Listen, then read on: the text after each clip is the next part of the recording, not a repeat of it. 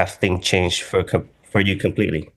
Uh, we're not sure what we're gonna do next, but you can call me in like maybe I don't know, maybe a month or something. I see. Uh, Shoot. Okay, sorry. One second. Okay, so Aaron, I totally understand. And sound like I caught you at a busy time. So before I let you go, just so I don't waste your time, and I do want to call you back. Let me ask you: are you still thinking about selling, or have things have changed for good? Yeah, again, we're not sure what we're gonna do. It was on the market for like 6 months. The agent told me that you know, like it was gonna be easy and it just didn't happen. So we're just kind of reevaluating our options. I see. So it sounded like you didn't have a really smooth process. I mean, your home is very nice. It was in a great location. I don't need to tell you that. I mean, were you even considered selling in the first place? Yeah, I mean, we were thinking about relocating out of the area. Okay, so relocating out the area. I mean, are you looking to upsize or downsize, or you had more like addition to your family, or what situation with that? Yeah, just downsized. Home served its purpose. We just, are looking to get something smaller. But again, we're just reevaluating. We don't know what we're going to do. So feel free to call me back like in a month or so.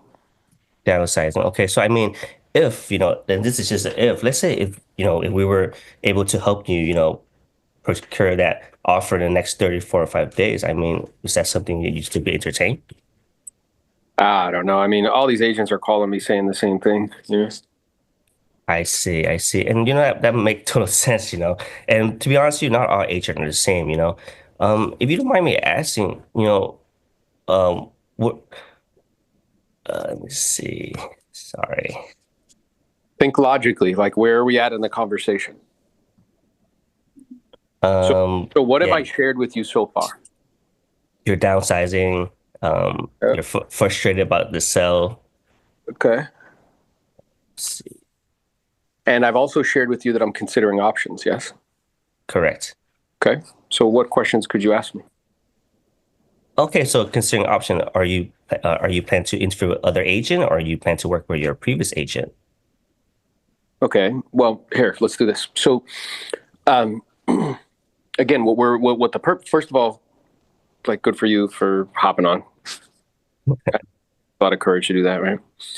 Um, and this is how you get better. So, what are the two emotions that expireds are dealing with? They're not selling, maybe the process too long. So, frustration, yes. Hmm. What else? Let's say you wanted to do something and you weren't able to do it. How would you feel? Piss, angry, Yeah. mad. You maybe want to channel that out somewhere. So, frustration, anger, and then maybe disappointment. Yeah. Hmm. Okay. So then what are the counter emotions to those emotions? You're probably also feeling a little bit uncertain. You're like, I don't even know if this is possible. Like, we don't know what we're going to do, which is even what I'm saying to you. Yes. Hmm. Okay. So, what expireds are looking for is certainty and hope. Keep that in mind. That's the framework as we're having this conversation. And as you're speaking to people, again, you want to be like, okay, what would be the next logical thing for me to ask them? So when you're like, yeah, when I was like, hey, I'm really not sure what we're going to do next, that's okay, Ace. My job's to help you. It's never to talk you into doing anything. Just so I'm clear, are you guys considering perhaps getting back on the market or a different option, maybe like renting it or something of that nature? And then quiet. No, I mean, we're probably going to, put it back on the market. We just don't know when we're going to do that because we're a little overwhelmed and all that other stuff. Yeah, I get that. If I were you, I'd certainly feel the same way. I guess I'm wondering when it was on the market, I'm a little bit confused. Home's lovely. It's in a great geographic area. I don't need to tell you that. Great schools. I can see here in the pictures. I mean, looks to be modified and upgraded. I mean, what do you think stopped it from selling? And notice when I say that, what does my tonality make that sound like? Like confused. Yeah, confused and like that's ridiculous. How like that it didn't sell, like that's wild to me, right? I mean, and then so let's pick it up from there. So let's pick it up from I'm like, hey, like, I mean, what do you think actually stopped it from selling? What would be some potential things people would say back to you? Um, I don't know. My agent told me the market, is slowing down. You know, interest rates too high right now. Yeah, that is something that I hear a lot, Ace, that when homes aren't selling like that, people blame the market, they'll blame interest rates, things of that nature. I'm curious, I don't know if you're aware, because we look at these numbers all the time. While your property was actually on the market over the last 6 months, in your price point, there were 23 properties that sold. Did you know that? No, my agent didn't tell me anything about that. Wait a minute. You mean to tell me that your agent wasn't giving you an update every 7 to 10 days and letting you know what's going on and what was happening with other homes in the community and that they were going under contract and yours wasn't? Is that what you're saying?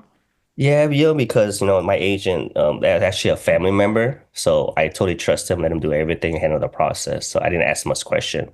I appreciate that. And I'm sure they did it the best that they could, sort of thing. At the same time, I certainly don't need to tell you that if all of those other homes are selling, the real issue is not whether or not people are buying and selling, because they definitely are. What the real issue is specifically how come they're not choosing yours. It sounds as though the main reason why you hired that other agent is due to kind of a personal relationship you had with them. Is that right? Correct. Yeah. And I get that. And tell me this, right? Just from a professional perspective, being that it didn't sell and we see all these other properties were selling almost like four a month while you were on the market in your price point, what do you feel like maybe should have been done from a professional perspective to ensure that you did something simple, which is just, you know, get an offer and sell the property? To be honest, Aaron, my cousin, she did everything she could. I saw she did open house. She did the professional, photos, or whatever, and I even saw she did like those 3D tool that you guys use and all these other tools. But I don't know. To be honest with you, I'm not too sure. Yeah, and I appreciate your honesty. You know what I mean? Sounds like they were doing some of those traditional techniques that people utilize in an attempt to get a property sold. At the same time, tell me this, like, because my job's to help you. I mean, it's never ever to talk you into doing anything. If you did receive an offer that was very reasonable, acceptable to you and your family in the next, I don't know, maybe like 30, 45 days, do you think you guys would still sell the property? I mean, I would, but to be honest with you, my wife, she doesn't want to sell because, like I mentioned to you, we're downsizing. The stairs killing my knees. My wife, she loved this house, and we built so much memory here, so she's kind of hesitant about it. So I would, but yeah, I think I got to talk to my wife again. She's kind of happy the house didn't sell. To be honest with you. Is that right? Well, again, I appreciate your willingness to share. The more you're willing to share, the better equipped I am to provide you with information that could be helpful or useful in some way. So when you guys had initially, if you don't mind me asking, when you had initially put it on the market, what was that kind of dynamic like? Were you guys in agreement, or did she do that reluctantly, kind of hoping that it didn't sell? Well, she's like I mentioned, she supported me, for my health, but in a sense, she was against it. So she was happy that it didn't sell, but I still want to sell because my knees hurting. Mm. Well, let me ask you this. Let's say that you guys decided not to sell the property, which is perfectly fine, and you had to stay there for another, I don't know, like 2 or 3 years. Do you think, from a physical and health perspective, that that's a realistic expectation? Could you just like make it work? No, I personally can't. I personally can't, but Mm. she can. Yeah. Interesting. Well, tell me this. Is it an option for you guys maybe to not sell the home and rent it and then use the capital to maybe rent another property that's a single story? No, we definitely need to sell this, and our price point's a million. We couldn't get that. We were getting like 950, 940. We're just not quite at the million mark yet. Mm. Yeah. So, what it really sounds like, based on what you've been kind of to share with me, Ace, what this is really coming down to is that you and your significant other are actually not 100% on the same page with regards to actually making this move happen. So, and I know that, you need both parties professionally, having helped so many families in these dynamics. So, how do you see this working out? Because it seems as though you physically can't do the stairs anymore and don't see yourself doing it for an extended period of time. And your wife kind of is saying, like, well, I don't want to move. So, where do you see this going? I mean, like I appreciate your call, Aaron. If you can get me $1 million, then we'll probably consider selling. Obviously I make the decision of the house, and I know my wife loved me. So yeah, just bring me $1 million, and then we can talk. All right. Well, let me ask you this. Let's say we did get you $1 million, like, I don't know, in a week. Do you think your wife would be open to moving? Yeah, ultimately, I'm gonna ask her, she can love me or the money, So I mean, or yeah, so I'm pretty sure she'll move, yeah. Yeah, so I mean that's really the caveat here. Like we have to have that kind of straightforward conversation, and I'm more than happy to connect with you guys. And in terms of the million, I just have a couple other additional quick questions to ask, just to make sure that I can provide you with the most accurate information, be the best assistance to you. I can see here that you bought this property. It looks like a couple years ago, 2, 3 years ago. Is that right? No, we bought this quite yeah, yeah, 2 3 years ago, yeah. Okay, cool. And then, being that you bought it a couple years ago, do you guys have? Did you use like FHA or VA financing? No, we went conventional. I see. Okay, so that's interesting. So, because there are some other options that we could potentially look at in terms of how to get, the most we possibly can for the property. The market has already shown you kind of where they see value, which is right around that like 950 point. If we got into some creative options, there's the potential of maybe getting a little bit more. We'd be able to determine that together as a team as I asked you some more questions and then ultimately came and looked at the property. But the real crux here, Ace, is having the conversation with your wife. So, with all that being said, can I make a suggestion? Yeah, sure. Yeah, well, based on what you've been kind enough to share with me, I'm hearing a couple things from you very, very clearly. The first is you personally are definitely still interested in selling, and through no fault of your own, because perhaps you weren't getting updates with regards to what's going on in the market. From a professional perspective, you're not specifically clear as to why that's not happening or what you would need to change to make it happen and what some of these creative options are that could help us to maximize value. The second thing I'm hearing from you is that really, you and your wife being on the same page is what's going to determine, like, what happens and how you proceed with things. So what I'd like to do is this. I have a lot of clients that are in a similar stage in the process. And what we do initially is we schedule a very simple 5, maybe 10 minute, no obligation whatsoever, phone or Zoom appointment where me, you, and your wife can connect and see each other. And while I am there, I can show you a couple things very, very clearly. Number one, what would be top dollar in the open market with an aggressive, proactive plan in place. Number two, what some of these creative options are that can help you to maximize value. I can answer any questions you guys have. And then at least this way, you and your wife will have all the information you need so you can make the decision that you feel is best in terms of how to proceed. Does that sound fair to you? Yes, that's not very fair, Aaron. But like I mentioned, my cousin, she's a realtor, and also she's charging us, a very low, percentage. I mean, like, what is your commission? Obviously, I Yeah. don't want to waste your time. Oh, for sure. And I appreciate you being concerned with regards to the time. Yeah. And what I'm aware of is that the professional fee is one of the tools that we use to market the property, right? So we'll go over the options that you have at your disposal because I want you to feel comfortable with the one we end up choosing because the professional fee is in fact a tool that we actually use to market the home. And it certainly won't be a reason why we don't do business. I'm sure we'll come up with something that's mutually beneficial to all parties. While I am aware that that initial kind of discount, was provided to you, at the same time, what I'm also aware of from a results perspective is we're still sitting here 6 months from now and the home didn't sell. So in effect, I mean, we really didn't save anything. So yeah, I mean, we'll go over those options. What's also true is I know you want to preserve your relationship, with the family member. At least I imagine you do. So there's also another kind of solution to that where if we do decide to work together and the numbers work and your wife is on the same page, we can, compensate your family member in the form of a referral fee. So this way you get the professional, kind of guidance and service and results that you deserve. You can preserve the relationship. Your family member gets to participate a little bit in the revenue, and it just creates a win-win proposition for all parties. Does that make sense to you? Yes, it does. All right, cool. So I'm looking here at my schedule. If we were to connect for that phone or Zoom appointment under normal conditions, would you be available in the evenings or the afternoons? And then I go from there. Now, why do you think I went for the phone or the Zoom appointment instead of Because going? they're not too, or they're not online 100%. Well, who's the actual decision maker? The wife is. That's why I want to speak to her first before I go see her. Mm. And And I I want like how and I want to I, pre-qualify her by asking logical questions. Does that make sense? yes, and I like how you use the creative financing. That's just like into this, which is very nice. Yeah, it's just going like, hey, what other options do we have at our disposal, right? Yeah, because this house is overpriced. Yeah. Or I know that if he got two offers and they were, within, I don't know, $50,000 of each other at this price point, that with a very high degree of probability, that's where the market's at. Hmm. So, but what I also know is that I have oftentimes served as a catalyst to help people to kind of almost like as a mediator, right?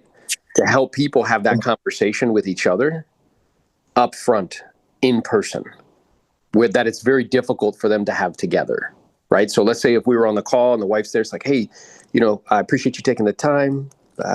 My intention here today is just to provide you guys with information so that way you're fully equipped with everything you need so you can make the decision that you feel is best in terms of how to proceed. And Ace, you were kind enough to share with me in our initial conversation that, from your perspective, being that you have the surgery and everything in your knees, that you really can't see yourself, staying in the home for 2 or 3 years, kind of utilizing the stairs. So we just wanted to connect together and just really figure out if we can come up with an option or a solution. If we can, great. If we can't, that's okay too. So notice, like, not attached, not trying to push you, not like we got to list it, none of that. And then I would start to ask her questions. Well, tell me, from your perspective, because I know you had it on the market, Susie, and it was on the market for 6 months. Like, what was your experience with having it on the market? Were you committed to actually selling it? Like, where are you at with things? And then be quiet and let her start to talk, because she'll start to talk and she'll start to tell you, well, I was a little concerned. I wasn't sure. I kind of reluctantly put it on the market. Interesting. And tell me a little bit about that. I mean, is it just from an emotional perspective that it's difficult to kind of sell the property? And just be quiet and keep asking questions and keep asking questions, keep asking questions. Because how many people that I can see your face. How many of you guys have talked to one person who's excited, went out and saw the person and realized that the other person's not excited and you wasted your time? Look at everybody nodding their head. Yup. You have to have the discipline. Yes. Notice what I did. As I was talking to Ace, I realized he's not the decision maker. So the discipline to not go out and see them. But do you know what you tell yourself? Oh, I got nothing to do, Daniel. I got a free open slot. Let's just go out and see what happens. And more often than not, does it work out? No. But you tell yourself, well, it's possible. I'm like, yeah, it's possible you hit the lottery, but it's not probable. And you end up wasting time. Does that make sense? So I'd want to get her on the call and then pre-qualify her. Like, let's say that you knew that through no fault of your own or mine, if you made a decision to wait, you'd have to wait like 2 or 3 years before you could sell it again at a price you felt more comfortable with. Would that be okay with you? At this stage in your life, which is more important for you, getting a certain amount for the property or getting into a single story to alleviate the physical discomfort that your significant other is having? Quiet, right? Because it's then and only then can we get to the actual, crux of the situation. I think another thing too that you could explore as well too is the go a little bit deeper on the single level. So when I look at this call, I ask myself, I'm like, okay, is this person motivated to sell or are they motivated to buy? And I believe that this person is motivated to buy versus sell. What I mean by that is that the whole purpose of them selling is to get to a single story. So I've had situations like this where we explore what they're looking to buy a little bit further, and then it opens up like an avenue where it's like, boom, this is the way in. Because all we're really looking for, like when Aaron was explore, like, hey, do you have a VA or FHA loan? Always looking for is a way in. Like, meaning he tried a door and then that door was like, maybe it opened up a little bit, but it didn't open up completely. And then he tried a different door, like the creative financing. That door maybe opened up a little bit more.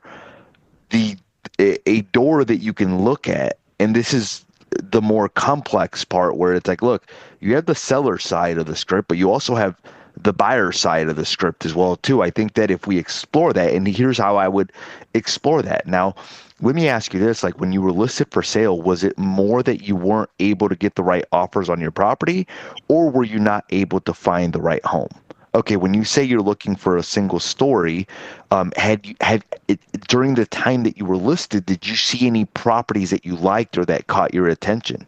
Just out of curiosity, like when you're looking for the single story, is that here locally or is that out of the area? Mm-hmm. Which cities are you considering? Which neighborhoods are you considering?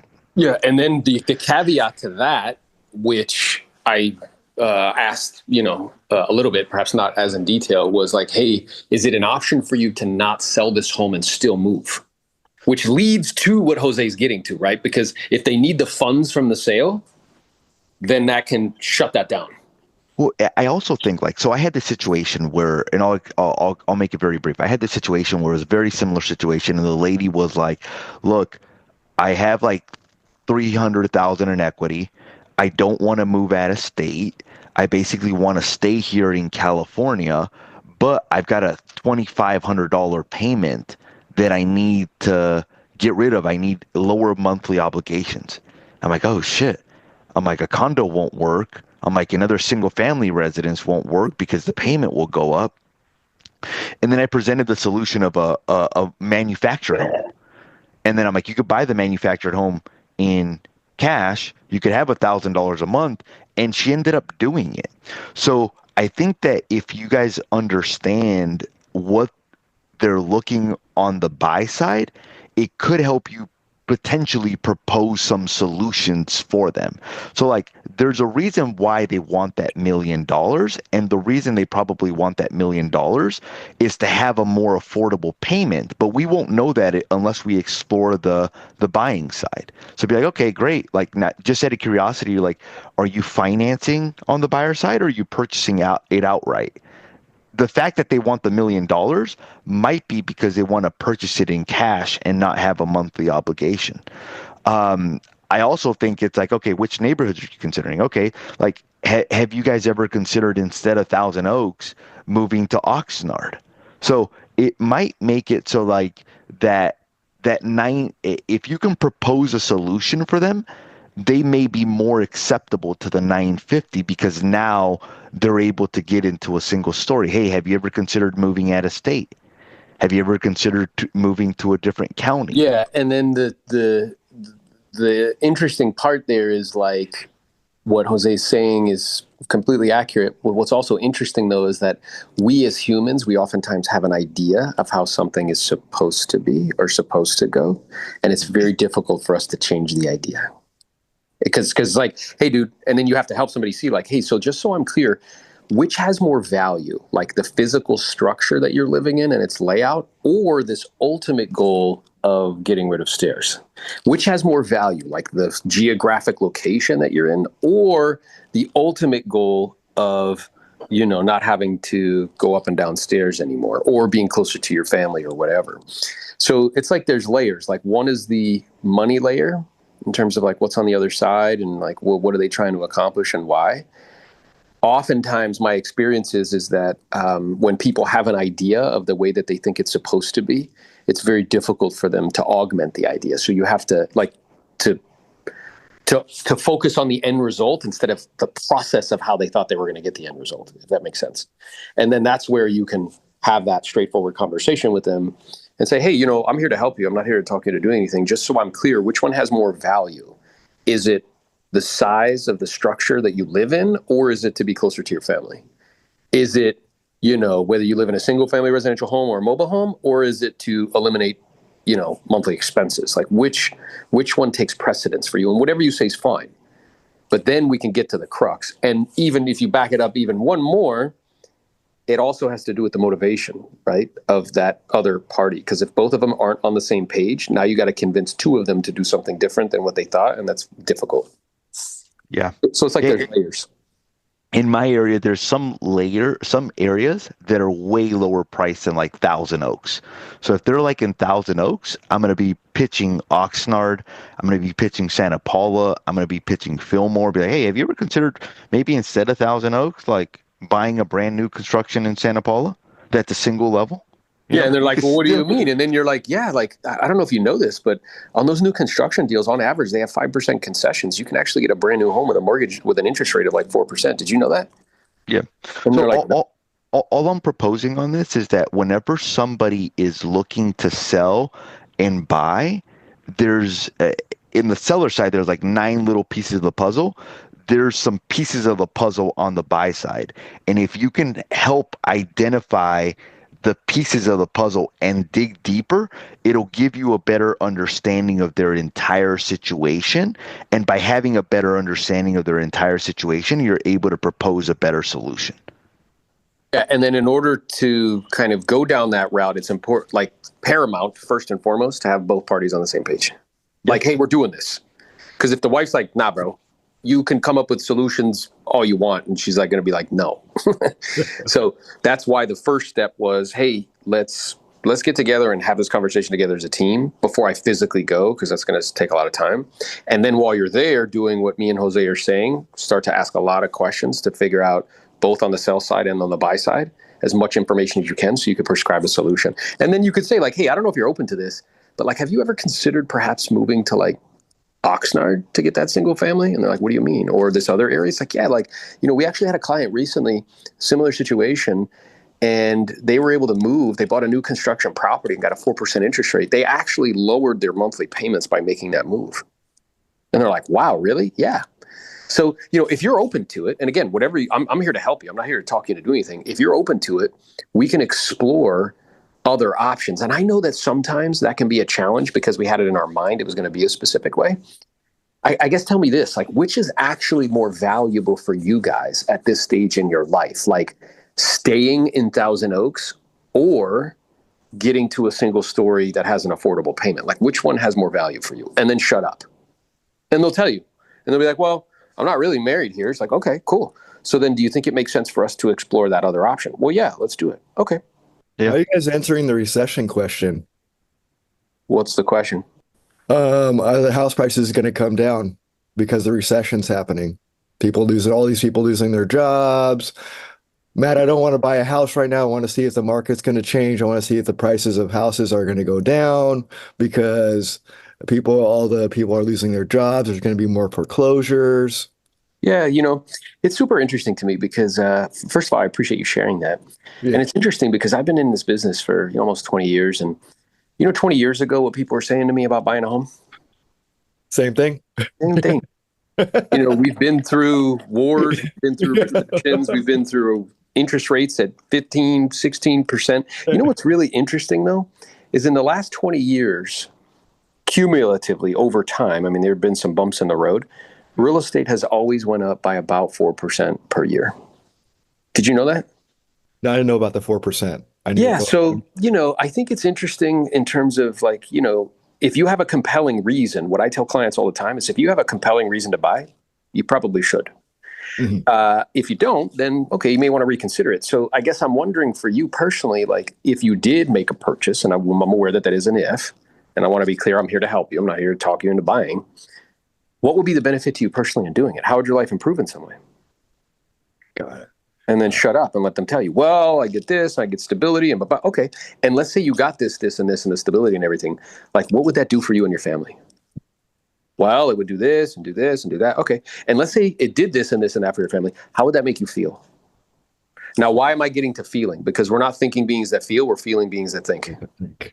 Yeah. None of you guys on this call make logical, rational decisions when you purchase stuff. You make them with emotion. Right? You'll shop for like 3 hours and then make an emotional decision. Bang.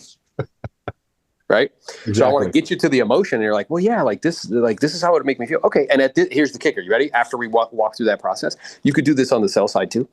Well, I'm curious at this stage in your life, Matt, mm-hmm. How important is that for you and your family? Got it right there. And then they're like, yeah, it's really important. Okay. So we have a choice here, and the choice is completely yours. One is we can wait, cross our fingers, hope and wish and pray that the last 100 years of real estate data is just somehow different and try to time the market. Mm-hmm. Which, again, I heard the same thing in 2020 due to everything that was going on, and prices went in the opposite direction, not down. The second option is we can be proactive. We can go into the marketplace, find you a great property for you and your family. You can get all of those intangible benefits that go along with it. And then, as time progresses, if rates adjust, we can always refinance. So based on what you're looking to accomplish and why, based on what you value most at this stage in your life and what's important to you and your family, what do you think we should do? There we go. Right back on them. Right. Well, here's an additional way of handling that too. Like whenever I would get like, hey, look, like, is the marketplace going to crash? The way I would handle it as well too is like, look, it could drop. Let me ask you this, like, how long have you been waiting for the marketplace to crash? What's your current living situation? Do you rent right now, or do you already own a property? How much would it need to crash in order for you to be a buyer in today's marketplace? And it would be the same thing, like where people would be like, well, I'm going to wait for interest rates to drop. Be like, well, how much would they have to drop in order for you to be a buyer? What would your ideal payment be on a property? How much ideally would you like to put down? So I guess it's more of like the granular things. I feel that it's like it tells me how realistic they are. So what I'm doing is, if they tell me that, I'm going to proceed to qualify them further to see if there's anything there. So for example, I've had situations like this where somebody's like, yeah, my payment would need to be $2,000 a month. And I'm like, okay, well, how much are you going to be putting down? Well, I like to put $20,000 down. I'm like, in my head, I'm going to ask a couple more questions, but I'm like, there's no way this is going to happen. No, they're in fantasy. Do you have somebody that would help you with additional down payment, or do you have somebody do you have somebody? So I'm basically like going to continue to qualify you a little bit deeper to see, because when you gotta remember, when people say certain things mean different things to different people. So if I say I'm fit, that might mean something different to a bodybuilder than me. You know, to me, it might be like, hey, look, like I'm 190 pounds. So whenever people say that I'm going to wait for the marketplace to crash, what does that even mean? Ask him yeah. Yeah, and by asking, so it's really a combination of what me and Jose are saying, because Exactly. from a logic perspective, I want what he's doing right now is getting you to examine your thinking. Mm-hmm. By asking you questions. So it's like, hey, that's fine, because my job's to help you. It's never talking to do anything. How much would it need to go down by for you to consider, like, for you to be a buyer? Or how much would rates have to go down by? And then you're helping them to see, like, okay, and does that seem like a realistic expectation? Like, let's say that we knew that you'd have to wait like 3 or 4 years. Like, would that be okay? So you're examining their thinking. But then what I need everybody on this call to understand is that they will make, like, we think that you can logically kind of talk somebody into doing something. No, it's going to come to a point where you need to have that emotional conversation. How valuable is that to you at this stage in your life to get them to take action? And then so after I ask them these questions, like, hey, look, what would an ideal payment be for you? Then I understand their situation a little bit better. Then I can propose different solutions. I could be like, have you ever considered an assumable loan? Like, well, what do you mean? Blah, blah. What if I could say, what if I told you you actually didn't have to wait for the marketplace to crash? And what if I told you that you could actually get that monthly payment now? And they're going to be like, well, what do you mean? Well, have you ever heard of an assumable loan?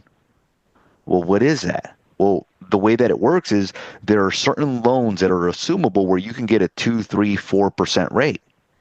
Let me ask you this. If prices did not drop, but you got the monthly payment that you wanted, would you still consider making this move?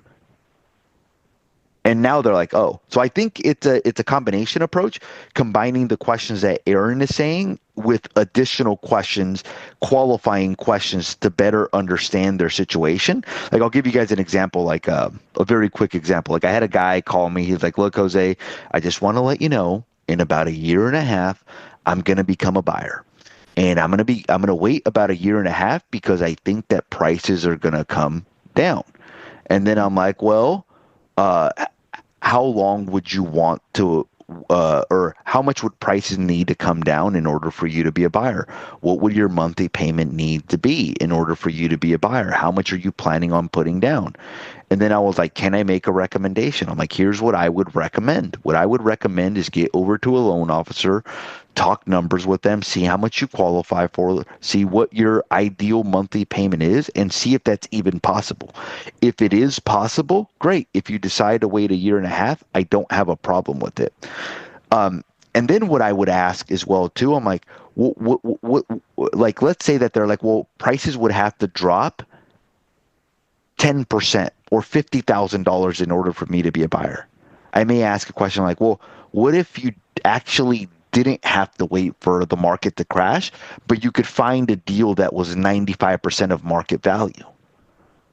And they're like, well, what do you mean find a property 95% below market value? Well, look, here's my philosophy, and here's kind of the thing. It's very difficult to try to time the market.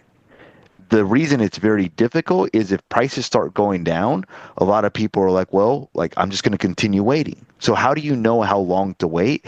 And how do you know when the actual bottom of the market is? So a lot of times what I find easier than trying to time the market is just finding a good opportunity. So let me give you a quick example. We had a similar buyer, similar to you, who was trying to time the market. Instead, we offered him an off-market property where he was able to buy it at 90 cents on the dollar, meaning the moment he bought it, he had $100,000 in equity. Let me ask you this. If we could actually help you find a good deal today and there wouldn't be a need for you to wait for the marketplace to crash, is that something that you would be open to? Because the reality is, like, and here's my philosophy, guys, like, and I think the reason a lot of you buy into this bullshit about waiting for the marketplace to crash is because deep down inside, that's a core belief that you have. Like, maybe it's a bad time to buy. 100%.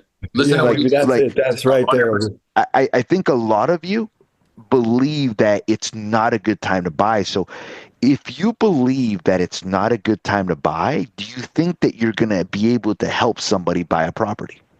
No, no, because you're not already operating from a.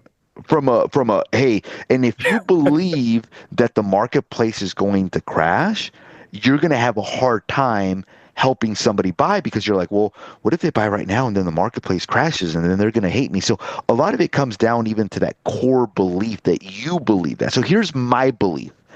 And I'm hoping that some of you guys take this belief with you. And I've had this belief forever. My belief, so I'll give you guys an example. When I bought my first property, it was 2010. And at that point, I don't know if you guys remember, there was a saying that the banks were holding on to all the shadow inventory and that they were going to release the shadow inventory in about 6 months. I don't know if you guys remember that. Maybe some of you guys weren't in the market at that point. So I had a cousin, Aaron knows who this cousin is, was trying to give me advice. And he was trying to tell me, look, you shouldn't buy right now. You should wait for the shadow inventory to come by because prices are still going to drop. And what I said is, well, look, cousin, my payment is $1,700. I could easily rent this property out for $1,900. I only have to put $8,000 down because the seller's paying for my closing costs. And I told them, I don't care about timing the market perfectly. All I care about is, does this deal make sense for me? And it did, because I could buy it with $8,000 down and I was going to make $2,000 of positive cash flow at that time. So my belief is that instead of trying to wait for the marketplace to crash, I try to find a good opportunity in today's marketplace. Yeah, and I think at its core, so it's important. What it made me think about, Jose, is like when we first were having conversations about price adjustments, and like you had this core belief that it was like a reflection because it didn't sell at the price that you guys had agreed to. It was a reflection of you as a person, and like you were doing something wrong. And it's the same thing. It's the same thing. So what I did is I Jose's belief, because there's results, then there's behavior, then there's beliefs. Anytime you're asked to change a behavior, it triggers resistance. It becomes psychologically unsafe because it's something new. But in order to consistently change the behavior, I need to change the belief. Yeah. So Jose had a belief, which was like, oh, like this is like a reflection of me. And I shared with him like, hey, it's interesting. And I appreciate where you're coming from. At the same time, let's think about this logically together as a team. Who determines value? I'm like, is it you? Can you wave a magic wand and get them what they want? He's like, no. I'm like, who determines it? He's like, the market. So I'm like, let me get this straight. You're taking personal responsibility for something that is not in your control. Is that what I'm hearing? And he was like, oh, interesting. And then because his belief changed, now his behavior changed when he was having conversations with them. He was no longer apologetic. He was no longer like, oh, this is my fault. And it allowed him to have that conversation in an efficient manner, which allowed him to reduce more properties and move more inventory and help more people. So this is the same thing. What I'm also aware of from a core perspective is if you really understand, Warren Buffett says like only 1 out of like 1 million people understand inflation. If you really understand inflation, you understand that dollars are a terrible storehouse of value. The worst. They go down in value tremendously over time.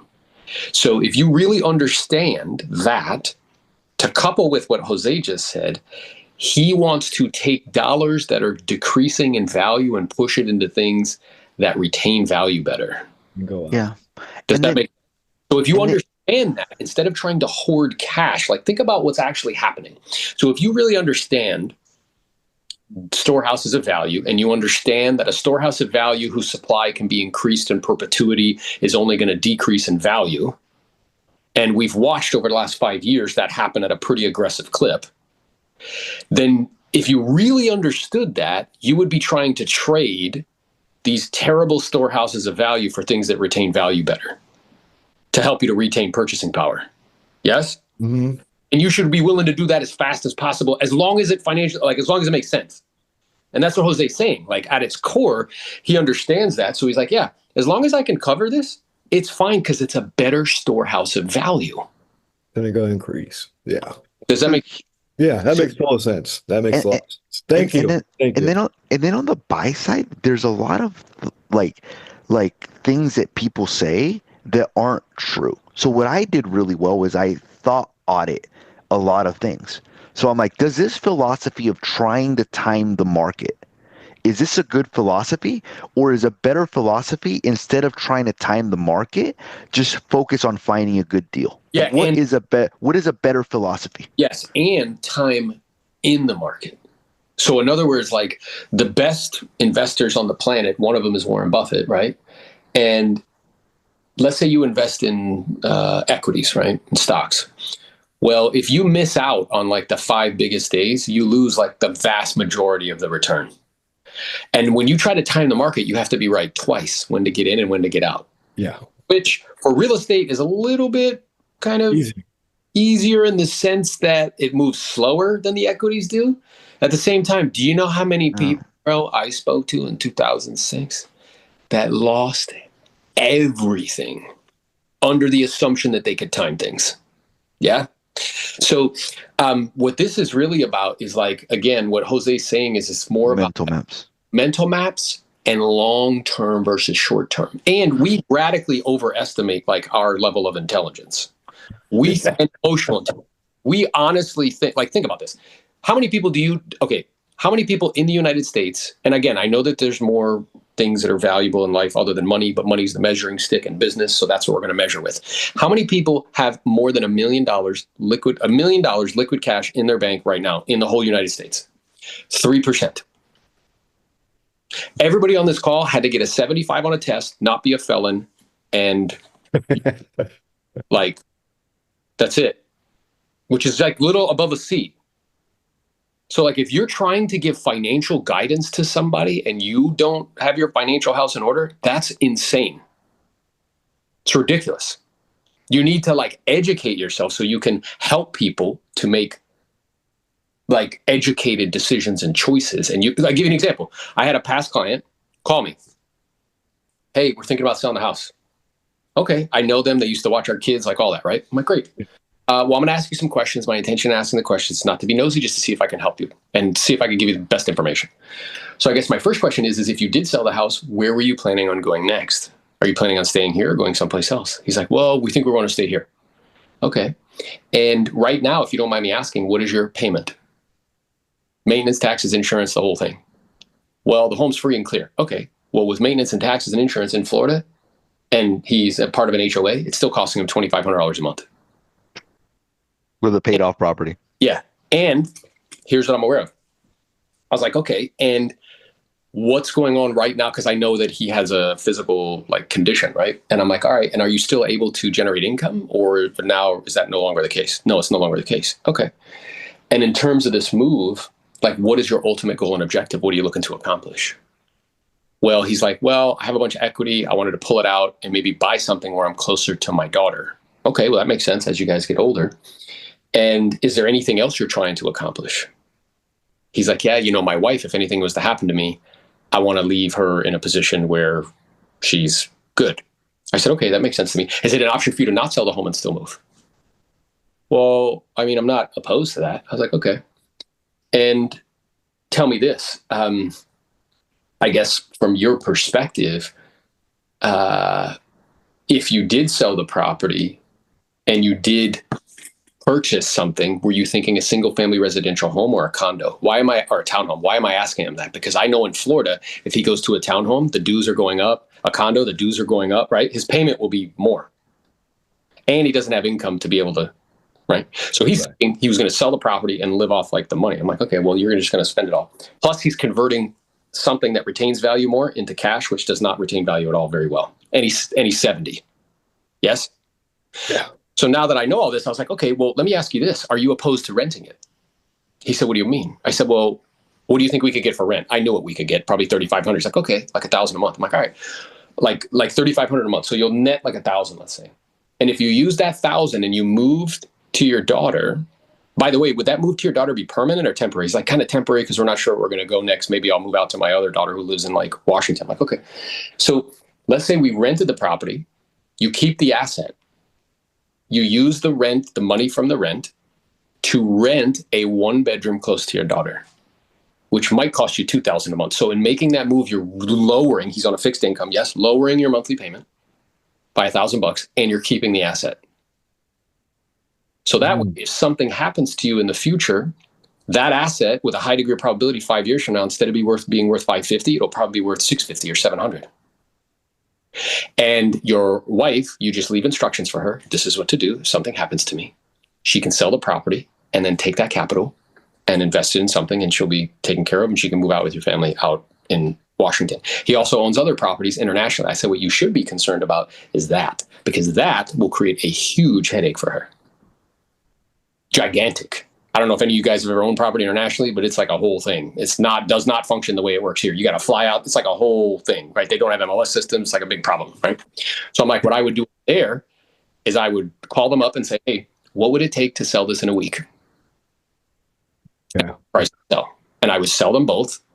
And I would take the capital and put that capital into something else that could produce income that's very low maintenance, like a REIT or something like that. So he called me thinking he wanted to sell the property, but after asking him all of these questions, we came up with a plan that would put him and his wife in a better position. And that's the person everybody wants to be.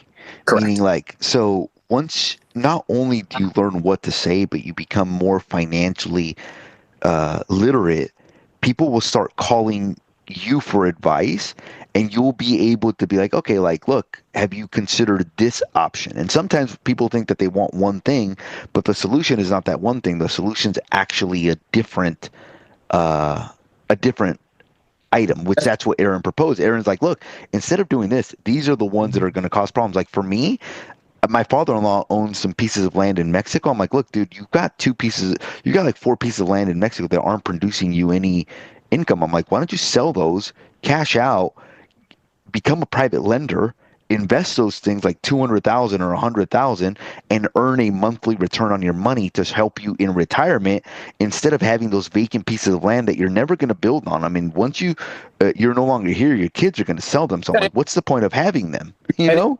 Sell them, yeah.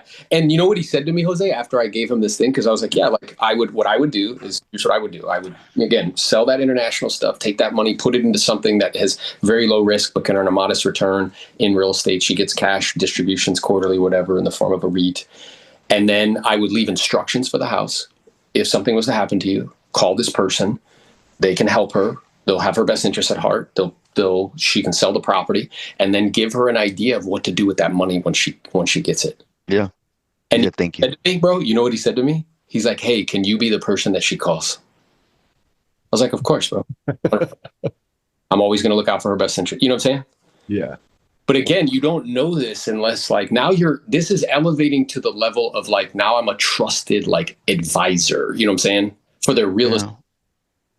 And I think or I know this is the future for real estate agents. What I mean by that is that, like, the barrier to entry has been so low, and the level of operation that most realtors have operated the bar is so extremely low that I think or I believe that the more educated we become in all of these different facets, we'll actually be able to become a better asset to the community and a better asset to basically individuals. To the And yeah, 100%. And there's I think the cost of real estate has gone up so much that people can do very mediocre work and make $80,000 to $100,000 a year, and just like that's their thing.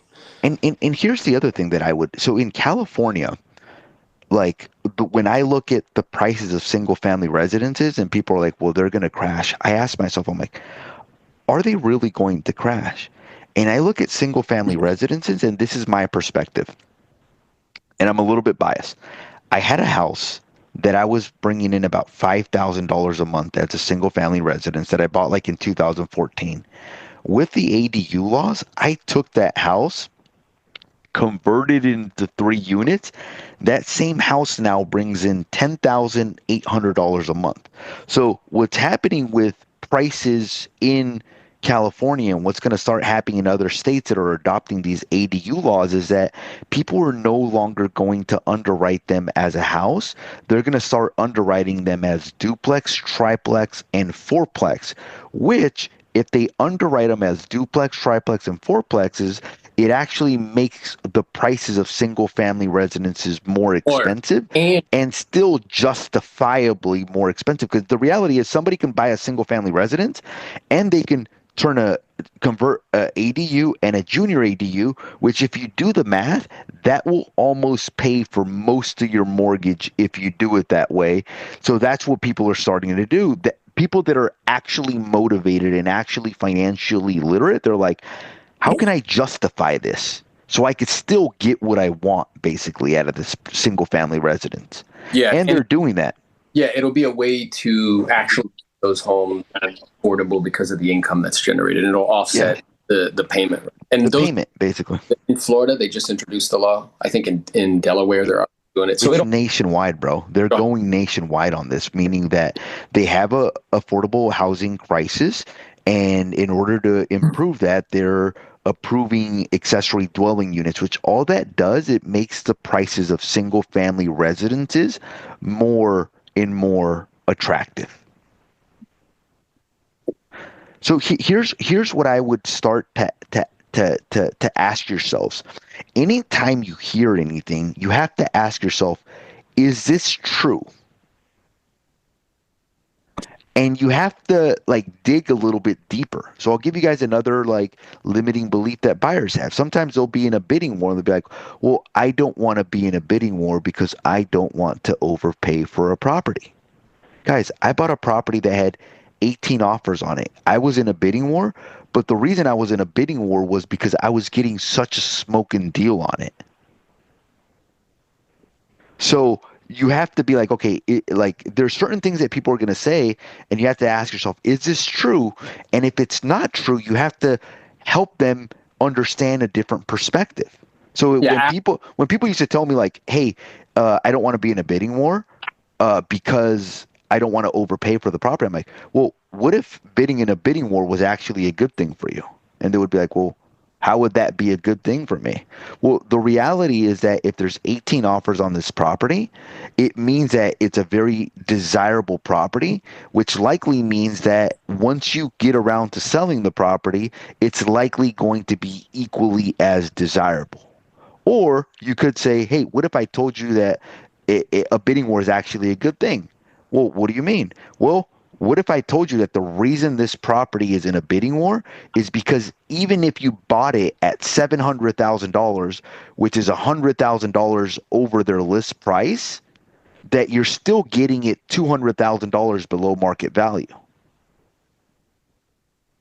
So is a bidding war really bad? No. The bidding war isn't I've had people that are like, well, I don't want to overpay $100,000 for a property. I would never bid $100,000 over asking price. Well, let me ask you this. If I offered you this property for $1, would you pay $101 for it? Be like, yeah. Like, why would you do that? Well, the reason I would do that is because the value $700,000. I'm like, so the question is not okay, like, am I in a bidding war or am I paying $100,000 over list price? Is what is the value that I'm buying it for relatively to the actual value of the property?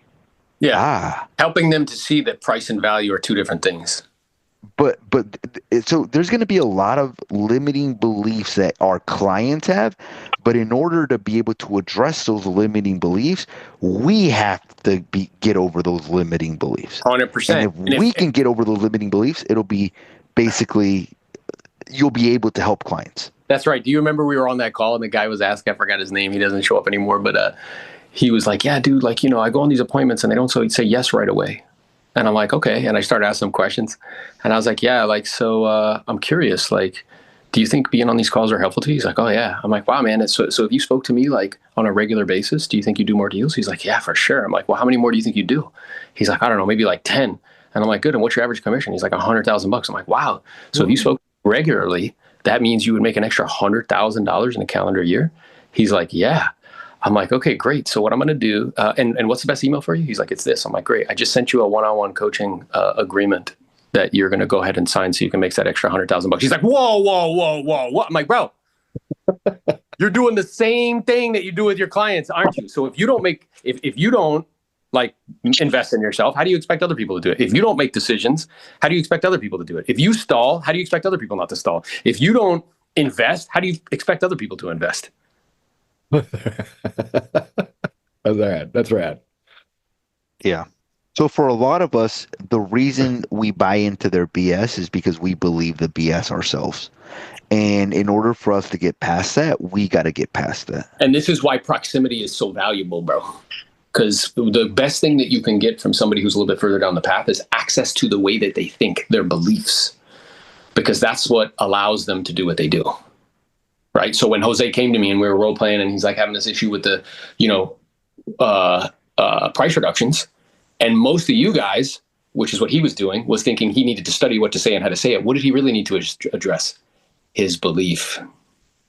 Mm-hmm. That's what was actually getting in the way primarily. Right. Knowing what to say and how to say it is important. Most of you guys have an issue with closing. Why? Belief. You believe you're bothering them. You believe it's pushy. You believe, right? Mm-hmm. That's exactly right. That's exactly right. So like you have to address that. That's what's going to ultimately change the behavior, and then it's ultimately going to change the results. Cool, guys. Thank you, guys. Thank you very much for that. That was a good one. Awesome. We appreciate you guys. Hey, Matt, they're all good ones. Come on, bro. Yeah. Hey, value. Let's go. Later, guys. Thanks, guys. Bye-bye.